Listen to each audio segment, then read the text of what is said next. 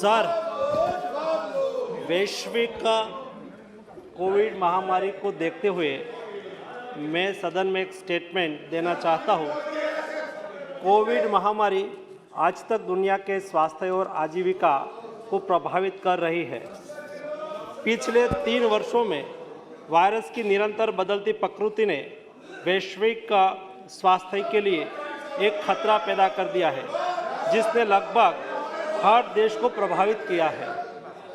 पिछले कई दिनों से पूरी दुनिया में कोविड-19 के केसों में वृद्धि दर्ज की जा रही है, लेकिन पिछले 1 साल में भारत में कोविड केसों में सतत कमी दर्ज होती रही है। वर्तमान में प्रत्येक दिन औसतन 153 कोविड के नए केस पूरे देश में दर्ज हो रहे हैं, जिसके सामने पूरी दुनिया में प्रतिदिन 5,87,587 लाख कोविड के नए केस दर्ज हो रहे हैं। Japan, South Korea, USA, France, Greece, Italy जैसे देशों में कोविड-19 के केसों में और कोविड से मृत्यु की संख्या में सतत वृद्धि देखी जा रही है। पिछले कई दिनों से मीडिया में भी चीन में बड़ी तादाद में कोविड के केस और कोविड मृत्यु की खबरें छप रही है।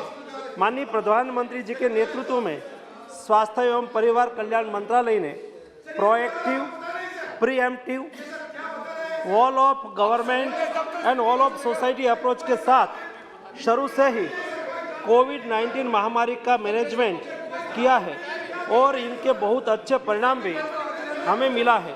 तकनीकी सहायता के अलावा भारत सरकार ने नेशनल हेल्थ मिशन, राज्य आपदा प्रतिक्रिया कोष, इमरजेंसी कोविड रिस्पांस पैकेज और प्रधानमंत्री Ayushman Bharat health infrastructure mission के इत्यादि से राज्यों को वित्तीय सहायता प्रदान करके राज्यों को कोविड के खिलाफ लड़ाई के उनके प्रयासों में लगातार सहायता प्रदान की है। केंद्र सरकार और राज्य सरकार ने साथ मिलकर 220.2 यानी कि 220 करोड़ कोविड वैक्सीन के टीके लगाकर कीर्तिमान स्थापित किया है, जिसमें पात्रता वाले 90% आबादी को दोनों टीके लग चुके हैं और 22.35 करोड़ आबादी को प्रिकॉशन डोज भी दिया जा चुका है। कोविड-19 के नियमन में चल रहे लगातार प्रयत्नों के अंतर्गत और विश्व में बढ़ रहे कोविड के केसों को देखते हुए केंद्रीय स्वास्थ्य मंत्रालय वैश्विक स्थिति पर नज़र रख रहा है। कोविड-19 के बदलते वेरिएंट से सार्वजनिक स्वास्थ्य के सामने जो चुनौतियां पैदा हो रही है, उस पर सरकार लगातार कदम उठा रही है। राज्यों को भी स्थानीय स्तर पर सामुदायिक निगरानी बढ़ाने के लिए और कोविड को नियंत्रित करने के लिए सलाह दी जा रही है।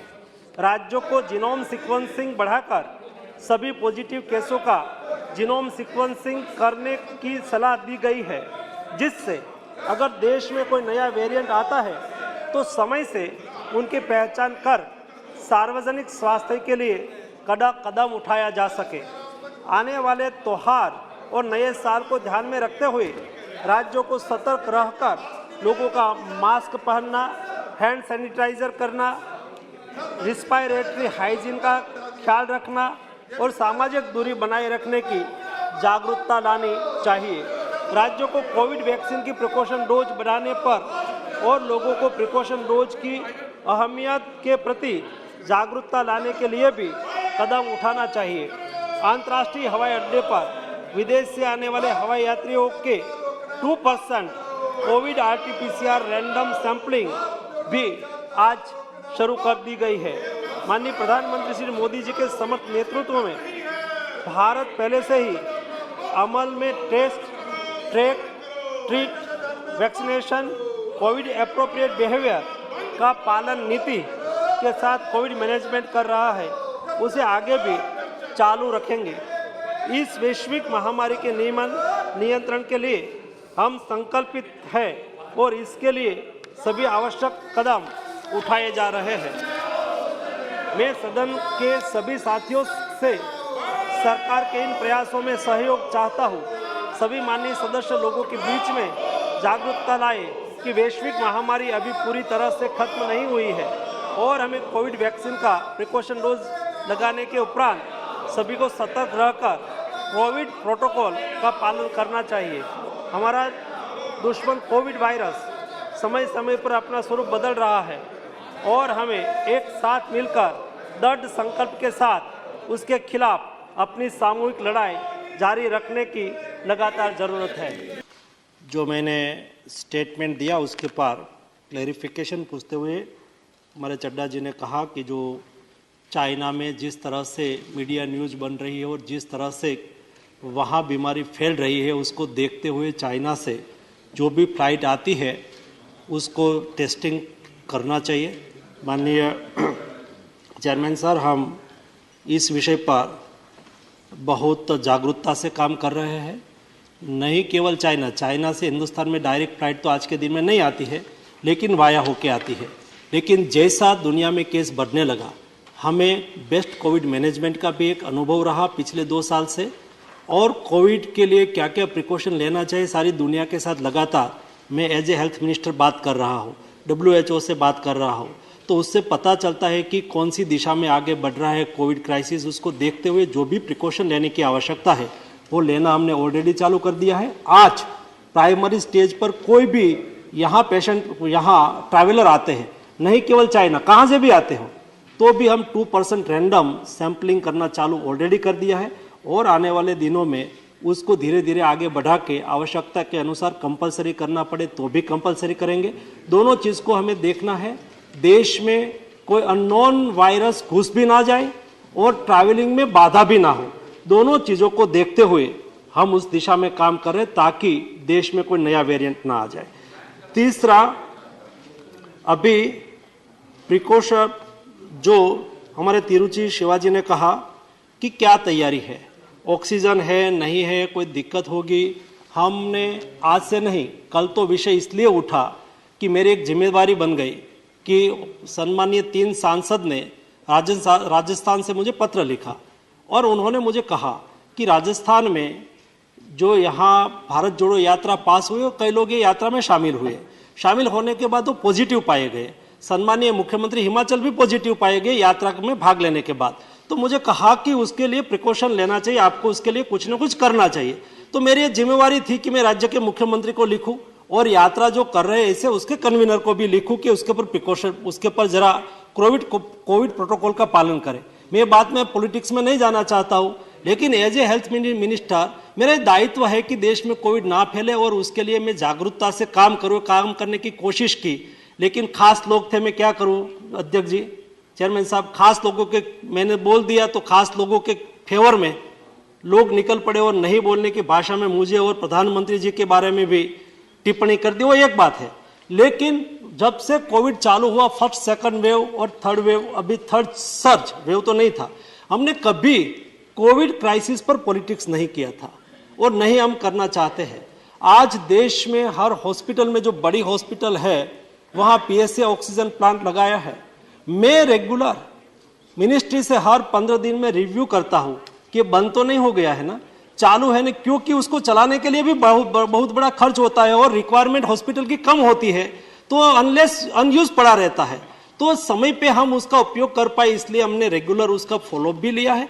और उसके साथ फॉलोअप लेने के बाद मेरे संज्ञान में आया चेयरमैन सर कि ये प्लांट में चलाने में खर्च है, हॉस्पिटल की रिक्वायरमेंट कम है, तो क्या करें।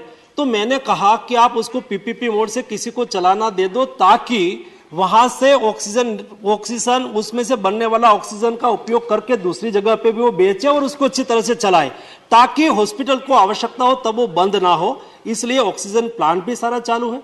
देश में सभी अस्पताल में पर्याप्त मात्रा में मेडिसिन का भी हमने रिव्यू कर लिया है, मेडिसिन प्रोडक्शन का भी हमने रिव्यू कर लिया है। आज दुनिया में मेडिसिन की क्राइसिस होने लगी है, तो हम तो वसुधैव कुटुंबकम की भावना से काम करने वाले लोग हैं। हम तो हमारे घर के द्वार पर लाभ शुभ लिखते हैं, हम केवल लाभ की बात करने वाले लोग नहीं हैं। जब लास्ट दुनिया में मेडिसिन की क्राइसिस हुई थी तब प्रधानमंत्री जी ने मुझे निर्देश दिया था कि नहीं केवल भारत की रिक्वायरमेंट को पूरी करना है, लेकिन दुनिया को भी मदद करना है। 150 कंट्री में हमने मेडिसिन सप्लाई की थी। और चेयरमैन साहब, केवल मेडिसिन सप्लाई की ऐसा नहीं, क्राइसिस थी तो हम प्राइस भी बढ़ा सकते थे, दुनिया आज हिंदुस्तान की वाहवाही इसलिए कर रही है, ऐसी स्थिति में इंडिया ने प्राइस नहीं बढ़ाया और सस्ती मेडिसिन दी।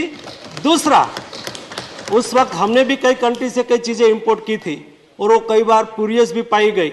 150 कंट्री में से कोई भी कंट्री की शिकायत नहीं आई कि इंडिया से आई हुई कोई भी मेडिसिन पुरियस हो। ये दो काम हमने करके दुनिया को दिखाया और आज हम तैयार हैं हमारे देश की मेडिसिन की रिक्वायरमेंट पूरी करें। आज हम तैयार हैं देश की वैक्सीन की रिक्वायरमेंट पूरी करें और आज हम तैयार हैं आने वाले दिनों में, आज एक्सपर्ट कमेटी ने उसको अनुमोदित कर दिया है नेशनल वैक्सीन को, वो भी आ जाएगा। तो उसमें कोई इंजेक्शन लेना नहीं है, नोज में ड्रॉप डाल देना है, आप सिक्योर हो गए। ये भी भारतीय साइंटिस्ट लोगों ने विकसित कर दिया है। ये हमारे साइंटिस्ट की उपलब्धि है। कहने का मतलब ये है कि कोविड के सामने लड़ने के लिए पूरी तैयारी हमने की है, लेकिन भी ये वायरस बार बार म्यूटेट होता रहता है, अपना स्वरूप बदलता रहता है। हम सब लोगों की जिम्मेवारी, हम नहीं कहते कि हमने ही सब कुछ कर दिया, हम कहते हैं कि सब लोगों ने साथ में मिलकर किया है और आने वाले दिनों में भी एक क्राइसिस आगे बढ़े तो सारा देश एक होके फर्स्ट और सेकंड वेव का जैसा सामना किया है वैसा सामना कर सके, इसलिए पूरी तैयारी भारत की सरकार की ओर से हमने कर लिया है।